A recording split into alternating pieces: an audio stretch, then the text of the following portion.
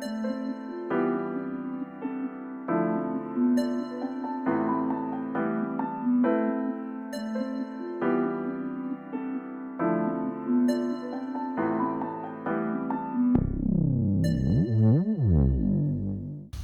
so good morning everybody, and you will be pleased to know that we are not working on wiring today. We're doing some cardboard aided design. We learned from our mistakes from the last time that we did this. Last time we did all the measurements and we never got it right. And part of the problem is all the draft angles on the boat to get it out of the mold. Some of the things, if you're going to do something like this, that you need to take into consideration is your carpet stack up. So we're obviously recarpeting. So right now we're probably a little big. We're going to set it in place, and then we're going to start to make sure that we have enough room to get the carpet in. Okay. So before you start doing something like this, you want to probably make sure you get your carpet from your supplier, and then make sure. Don't forget that you're going to have double thicknesses. You're going to have it on this side, and you're going to have it on this side, on each side where the carpet is. So we're not experts on any of this stuff, as you know. The last time that we built a top, we worked on it for 2 or 3 days and got nowhere fast. This time I think we're off to a better start. So you can measure from here to the front, and there can be almost anywhere between 1/8 of an inch and 1/4 of an inch difference. So there has to be some compromises when you're making your stuff up.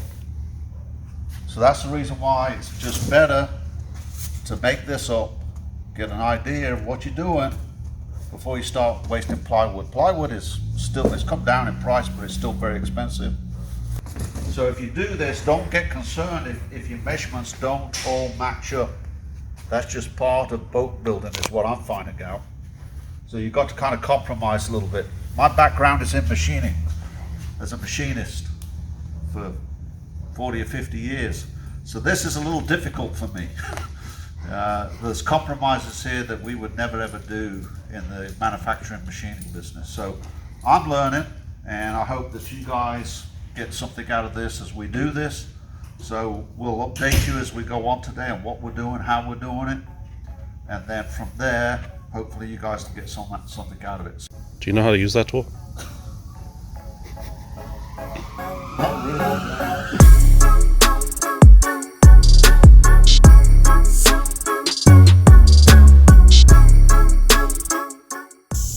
So we got the top cut. As always, it's a little bit of a brain tease. Even with all the stuff we did this morning to try to make sure we didn't have a problem, we had to make some adjustments. We had to take about 1/8 of an inch off this side, going down to 0. I don't know why. We got to cut another one to get to the right height, and then we've got to build the frame underneath. And we are seriously considering Michael's idea to hinge it. I think it would be a good idea if we can hinge it. I think it'll make it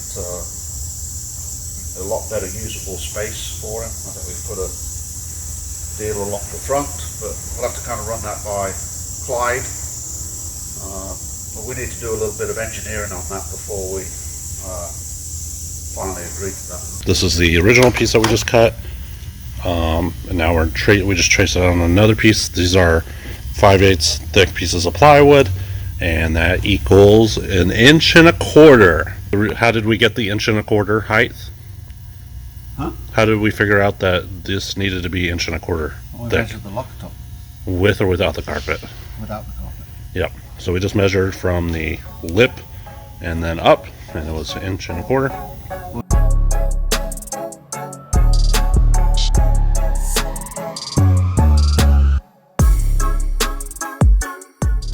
Alright, so we got the second piece cut out and it's sitting here on top. It is a little bit wide except for on this edge, so we flushed this edge up. We're just gonna get the trim router. Well, it's not really the trim router, we're gonna get the big old router and we're gonna run down the edge, get it all cleaned up, and then we will measure out the inside cutouts to make it a little bit lighter, and yeah, that'll be it.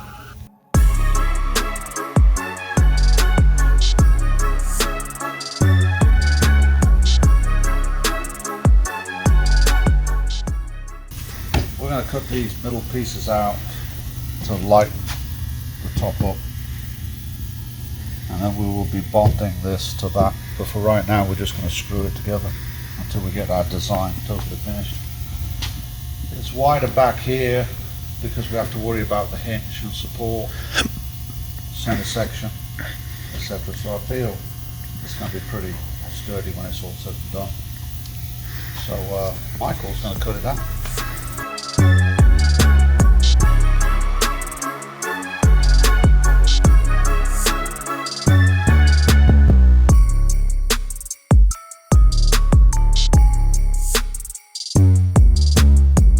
Michael just did a tremendous job of cutting out the middle. I had to switch the blade halfway through. Just a note, when your blade starts to smoke, it's probably done. But I have to do a little sanding and polishing, but I think overall it's pretty good. Makes a big difference. Yeah, you can do that before. Big difference in the two. I mean, there's a significant difference. So that's going to really help out. Still going to maintain the strength, but at the same time lighten it up a little bit because this thing is going to get hinged now. But right now we're going to just screw it together, and we're going to take it over there, and we're going to start to work on figuring out how to hinge it. So we've screwed this onto here for right now. You do us a big favor and got underneath. We put this up here and we mark this line. And this is the piece we're going to use for our hinge right here. Which I'm glad we made this video because we were just about to screw up because we need to put a couple of screws in here so that when we saw it, they don't come apart. We feel this is enough. You've got to remember we're going to have pieces going along this way which are going to sit in here and on that side. It'll all start to come together over the next 24 hours. We already set this in place. I was standing on it and it did real well. Yes, it flexed a little bit right there, but it's going to have a brace across the front over here too.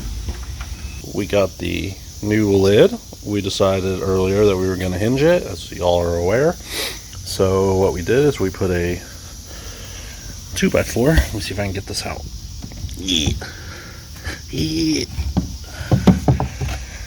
So we got this piece here,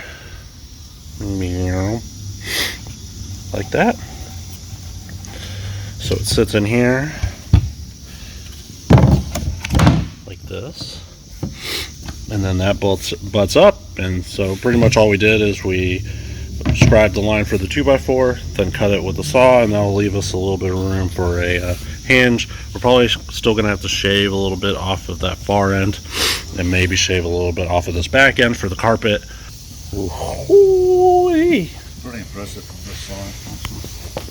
So Oops. That's basically, you know. So obviously we're going to have a support here and a support there, and then we're going to have a piece along this front. And it will close. Make a really good utilization of this.